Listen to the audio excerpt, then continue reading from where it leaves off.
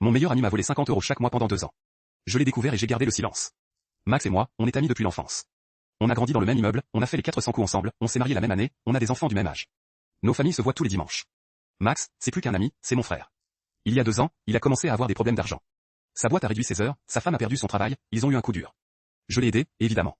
Je lui ai prêté de l'argent plusieurs fois, je lui ai payé des courses, je ne lui ai jamais demandé de rembourser. C'est ce qu'on fait pour son frère. Un jour, il m'a demandé si je pouvais le dépanner chaque mois pour l'aider à finir le mois. 50 €. Une somme que je pouvais donner sans y penser. J'ai dit oui, évidemment. Je lui ai donné les 50 € en cash tous les mois, en lui disant qu'on ne comptait pas ça comme une dette. 2 ans plus tard, un samedi matin, je tombe sur un message de Max que sa femme avait envoyé par erreur sur le groupe familial. Un message adressé à son frère, pas à moi. Je te jure que c'est clean, on a encore un an de marge avec les économies de Marc. Après on verra. Les économies de Marc. Moi. Il parlait de mes économies, de mes 50 € mensuels, comme d'une marge de sécurité planifiée. J'ai relu le message une dizaine de fois. Il ne s'agissait pas d'une urgence, d'un besoin ponctuel. Max avait intégré mon argent à son budget, comme un revenu régulier garanti. Je suis resté assis longtemps ce samedi-là. J'étais en colère, puis triste, puis résigné.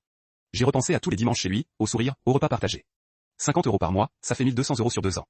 Ce n'est pas une fortune. Mais ce n'est pas la somme qui compte, c'est ce qu'elle représentait, un ami qui avait décidé de profiter de ma générosité sans jamais me considérer comme autre chose qu'une source de revenus. Je n'ai rien dit. Je continue à voir Max chaque dimanche, à sourire, à partager les repas. Mais j'ai arrêté de lui donner les 50 €. Quand il a demandé où était le dépannage du mois, je lui ai dit que j'avais des frais imprévus et que je ne pourrais plus. Il a grogné, puis il a laissé tomber. Depuis, il me regarde un peu différemment. Et moi aussi, je le regarde différemment. On est toujours amis, on fera toujours semblant. Mais cette amitié-là, elle a perdu quelque chose qu'elle ne retrouvera jamais. Abonnez-vous pour plus d'histoires.